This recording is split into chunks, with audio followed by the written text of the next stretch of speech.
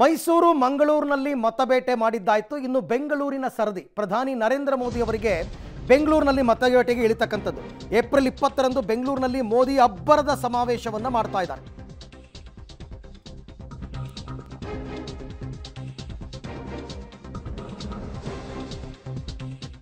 ಬೆಂಗಳೂರಿನಲ್ಲಿ ಮೋದಿ ಅಬ್ಬರದ ಸಮಾವೇಶ ಹಮ್ಮಿಕೊಂಡಿದ್ದಾರೆ. ಬೆಂಗಳೂರಿನ 3 ಕ್ಷೇತ್ರದ ಕಮಲ ಕಾರ್ಯಕರ್ತರಿಗೆ ಇದು ನಮೋತ್ಸವ. ನಗರ ಮತದಾರರನ್ನು ಸೆಳೆಯೋದಕ್ಕೆ ಮತ್ತೆ ಬರ್ತಾ ಇದ್ದಾರೆ ಮೋದಿ. ಬಿಜೆಪಿಯ ಭದ್ರಕೋಟೆಗಳಾದ ಬೆಂಗಳೂರು ಉತ್ತರ, ಬೆಂಗಳೂರು ದಕ್ಷಿಣ, ಬೆಂಗಳೂರು ಕೇಂದ್ರದಲ್ಲಿ 10% ವೋಟ್ ಶೇರ್ ಏರಿಕೆಗೆ ಟಾಸ್ಕ್ ಅನ್ನು ಇಟ್ಕೊಂಡಿದ್ದಾರೆ. ಆ್ಯಂಡ್ ನನ್ನ ಪ್ರಕಾರ ಬೆಂಗಳೂರು ಗ್ರಾಮಾಂತರನೂ ಇದರಲ್ಲಿ ಇನ್ಕ್ಲೂಡ್ ಆಗುತ್ತೆ. 3 ಕ್ಷೇತ್ರ ಅಂತ ಅನ್ಕೊಳ್ಳೋಕ್ಕಾಗಲ್ಲ, ಬೆಂಗಳೂರು ಗ್ರಾಮಾಂತರನೂ ಕೂಡ ಇನ್ಕ್ಲೂಡ್ ಆಗುತ್ತೆ. ಸೊ ಏನದು ಮೋದಿ ಹವಾ ಅಂತಕ್ಕಂಥದ್ದನ್ನು ನೋಡ್ಬೋಣ. ಏಪ್ರಿಲ್ 20ಕ್ಕೆ 1 ಲಕ್ಷಕ್ಕೂ ಹೆಚ್ಚು ಕಮಲ ಕಾರ್ಯಕರ್ತರು ಈ ಸಮಾವೇಶದಲ್ಲಿ ಭಾಗಿಯಾಗುವ ಸಾಧ್ಯತೆ ಇದೆ. ಸಮಾವೇಶದಲ್ಲಿ 4 ಕ್ಷೇತ್ರಗಳ ಅಭ್ಯರ್ಥಿಗಳ ಪರ ಮೋದಿಯವರು ಮತಬೇಟೆಯನ್ನು ನಡೆಸ್ತಾರೆ. ಬೆಂಗಳೂರು ಜಿಲ್ಲಾ ಉಸ್ತುವಾರಿ ಡಿಕೆಶಿ ವಿರುದ್ಧ ಮತ್ತೆ ಪ್ರಧಾನಿ ಗುಡುಗುವ ಸಾಧ್ಯತೆ ಇದೆ. ಬೆಂಗಳೂರು ಅಭಿವೃದ್ಧಿಗೆ ಕೇಂದ್ರದ ಕೊಡುಗೆಗಳೇ ನಮೋ ಅಸ್ತ್ರಗಳು. ಸಾಕಷ್ಟು ಕೊಡುಗೆ ಕೊಟ್ಟರಲ್ಲ, ಇದೆಲ್ಲವನ್ನು ಹೇಳಬಹುದು. ರಾಜಧಾನಿ ಅಭಿವೃದ್ಧಿಯನ್ನು ಮರೆತ ಕೈ ಸರ್ಕಾರ ಅಂತ ವಾಗ್ದಾಳಿ ಮಾಡ್ತಕ್ಕಂಥ ಸಾಧ್ಯತೆ ಇದೆ.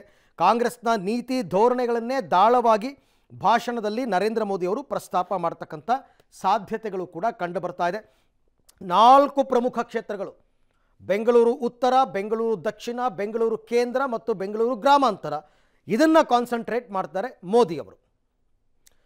ಈ ಬಗ್ಗೆ ಮತ್ತಷ್ಟು ಮಾಹಿತಿ ನನ್ನ ಕೊಲೀಗ್ ಮಸೂದ್ ಅವರಿಂದ ಪಡೆಯೋಣ. ಮಸೂದ್, ಈಗ ಮೋದಿಯವರ ಸಮಾವೇಶದ ಪ್ಲಾನ್ ಏನು? ಈ ಸಮಾವೇಶದಲ್ಲೂ ಕೂಡ ಮೋದಿ ಮತ್ತು ದೇವೇಗೌಡರು ಒಂದಾಗ್ತಾರಾ? ಕುಮಾರಸ್ವಾಮಿ ಅವರು ಬರ್ತಾರಾ? ಯಾವ ರೀತಿ ರೂಪುರೇಷೆ ಇದೆ ಈ ಸಮಾವೇಶಕ್ಕೆ? ಅರವಿಂದ್, ವಿಧಾನಸಭೆ ಚುನಾವಣೆ ಸಂದರ್ಭದಲ್ಲಿ ಅಬ್ಬರದ ರೋಡ್ ಶೋ ಮಾಡಿ ಬೆಂಗಳೂರಿನಲ್ಲಿ ಒಂದು ದೊಡ್ಡ ಮಟ್ಟದಲ್ಲಿ ಇಡೀ ದೇಶಾದ್ಯಂತ ಗಮನ ಸೆಳೆದಿದ್ರು. ಒಂದು ರೀತಿಯಲ್ಲಿ ದಾಖಲೆಯ ರೋಡ್ ಶೋ ಮೂಲಕ ನಗರದ ಮತದಾರನ ಸೆಳೆದಿದ್ರು ಮೋದಿಯವರು. ಈಗ ಲೋಕಸಭೆ ಚುನಾವಣೆ ಸಂದರ್ಭದಲ್ಲೂ ಕೂಡ ಮೊದಲ ಬಾರಿಗೆ ಬೆಂಗಳೂರಿಗೆ ಬರ್ತಾ ಇದ್ದಾರೆ. ಏಪ್ರಿಲ್ 20ನೇ ತಾರೀಕು ಬೃಹತ್ ಸಮಾವೇಶ. ಅದು ಬೆಂಗಳೂರಿನ 4 ಲೋಕಸಭೆ ಕ್ಷೇತ್ರಗಳನ್ನು ಕೂಡ ಗ್ರಾಮಾಂತರ ಸೇರಿ ಆ 4 ಲೋಕಸಭೆ ಕ್ಷೇತ್ರಗಳನ್ನು ಕೂಡ ಗುರಿಯಾಗಿಸಿಕೊಂಡು ಟಾರ್ಗೆಟ್ ಇಟ್ಕೊಂಡು ಒಂದು ಬೃಹತ್ ಸಮಾವೇಶನ ಅರಮನೆ ಮೈದಾನದಲ್ಲಿ ಮಾಡಬೇಕು ಅನ್ನುವಂಥ ತೀರ್ಮಾನ ಆಗಿದೆ.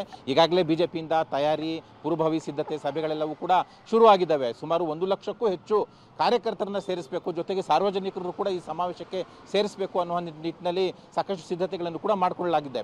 ಈ 4 ಲೋಕಸಭೆ ಕ್ಷೇತ್ರಗಳಲ್ಲೂ ಕೂಡ ಈ 3ರಲ್ಲೂ ಕೂಡ ಕೋಟೆಗಳನ್ನು ಉಳಿಸ್ಕೋಬೇಕು ಅನ್ನುವಂಥದ್ದು. ಇನ್ನು ಬೆಂಗಳೂರು ಗ್ರಾಮಾಂತರದಲ್ಲಿ ದೊಡ್ಡ ಮಟ್ಟದಲ್ಲಿ ಡಿ.ಕೆ. ಸುರೇಶ್ ವಿರುದ್ಧ ಬಿಜೆಪಿ ಅಭ್ಯರ್ಥಿಯನ್ನು ಗೆಲ್ಲಿಸ್ಕೋಬೇಕು ಅನ್ನುವಂಥ ಟಾರ್ಗೆಟು. 4 ಲೋಕಸಭೆ ಕ್ಷೇತ್ರಗಳನ್ನು ಕೂಡ ಗೆಲ್ಲೋದಷ್ಟೇ ಅಲ್ಲ, 10% ವೋಟ್ ಶೇರ್ ಕೂಡ ಜಾಸ್ತಿ ಮಾಡ್ಕೋಬೇಕು ಅನ್ನುವಂತಹ ಟಾರ್ಗೆಟ್ ಇಟ್ಕೊಂಡು ಮೋದಿಯವರು ಈ ಬೃಹತ್ ಸಮಾವೇಶದಲ್ಲಿ ಪಾಲ್ಗೊಳ್ತಿದ್ದಾರೆ. ಸಹಜವಾಗಿ ಮೈಸೂರಿನಲ್ಲಿ ಯಾವ ರೀತಿ ಮೈತ್ರಿ ನಾಯಕರು ಭಾಗವಹಿಸಿದ್ರು, ಇಲ್ಲೂ ಕೂಡ ಬೃಹತ್ ಸಮಾವೇಶ ಆಗಿರೋ ಹಿನ್ನೆಲೆಯಲ್ಲಿ 4 ಲೋಕಸಭಾ ಕ್ಷೇತ್ರಗಳು, ಅದು ಹೈ ವೋಲ್ಟೇಜ್ ಲೋಕಸಭಾ ಕ್ಷೇತ್ರಗಳು ಆಗಿರೋ ಹಿನ್ನೆಲೆಯಲ್ಲಿ ಮೈತ್ರಿ ನಾಯಕರ ಸಮಾಗಮ ಇರುತ್ತೆ.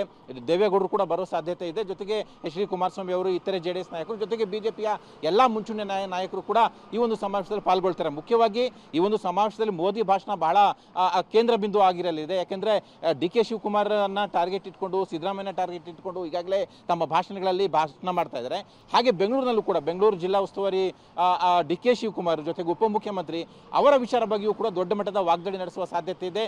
ಬ್ರ್ಯಾಂಡ್ ಬೆಂಗಳೂರು ಪ್ರಸ್ತಾಪ ಮಾಡುವ ಸಾಧ್ಯತೆ ಇದೆ. ಬೆಂಗಳೂರಿಗೆ ಈ 9 ತಿಂಗಳಲ್ಲಿ ಶೂನ್ಯ ಕೊಡುಗೆ ಕೊಟ್ಟಿದೆ ರಾಜ್ಯ ಸರ್ಕಾರ ಅನ್ನುವಂಥದ್ದನ್ನು ವಾಗ್ದಾಳಿ ಮಾಡ್ತಾರೆ. ಕೇಂದ್ರದ ಸಾಧನೆಗಳನ್ನು ಕೂಡ ಹೇಳ್ತಾರೆ. ಒಟ್ಟಾರೆಯಾಗಿ ಬೆಂಗಳೂರನ್ನು ಅಭಿವೃದ್ಧಿ ಮಾಡಿದ್ದು ಬಿಜೆಪಿ ಅನ್ನುವಂತಹ ವಿಚಾರವನ್ನು, ಸಂದೇಶವನ್ನು ಬೆಂಗಳೂರು ನಗರ ಮತದಾರರಿಗೆ ರವಾನೆ ಮಾಡುವಂಥ ಪ್ರಯತ್ನವನ್ನು ಬಿಜೆಪಿ ಮಾಡ್ತಾ ಇದೆ, ಮೋದಿಯವರು ಮಾಡ್ತಾ ಇದ್ದಾರೆ. ಆ ಹಿನ್ನೆಲೆಯಲ್ಲಿ ದೊಡ್ಡ ಮಟ್ಟದ ಸಂಚಲನ ಈಗ ಬಿಜೆಪಿ ಪಾಳ್ಯದಲ್ಲಿ ಮನೆ ಮಾಡಿದೆ. ದೊಡ್ಡ ಮಟ್ಟದಲ್ಲಿ ಈ ಒಂದು ಸಮಾವೇಶ ಸಕ್ಸಸ್ ಮಾಡಬೇಕು ಅನ್ನುವಂಥ ನಿಟ್ಟಿನಲ್ಲಿ ಸಿದ್ಧತೆಗಳು ಶುರುವಾಗಿದ್ದಾವೆ. ಅರವಿಂದ್. ಓಕೆ ಮಸೂದ್, ಹಾಗೆ ಸಂಪರ್ಕದಲ್ಲಿರಿ. ನಿಮ್ಮ ಜೊತೆ ನಾನು ಮತ್ತೆ ಮಾತನಾಡ್ತೀನಿ. 20ನೇ ತಾರೀಕು ನರೇಂದ್ರ ಮೋದಿ ಅವರು ಬೆಂಗಳೂರಿಗೆ ಬರ್ತಾ ಇದ್ದಾರೆ. ಬೆಂಗಳೂರಿನಲ್ಲಿ ಬೃಹತ್ ಸಮಾವೇಶ. ವಿಧಾನಸಭಾ ಚುನಾವಣೆಯಲ್ಲೂ ವರ್ಕೌಟ್ ಆಗಿತ್ತು ಇವರ ರೋಡ್ ಶೋ. ಹಾಗಾಗಿ ಈ ಸರ್ತಿ ಮತ್ತೆ ಮತದಾರರನ್ನು ಸೆಳೆಯೋದಕ್ಕೆ ಮೋದಿ ಅವರ ಆಗಮನವಾಗ್ತಾ ಇದೆ.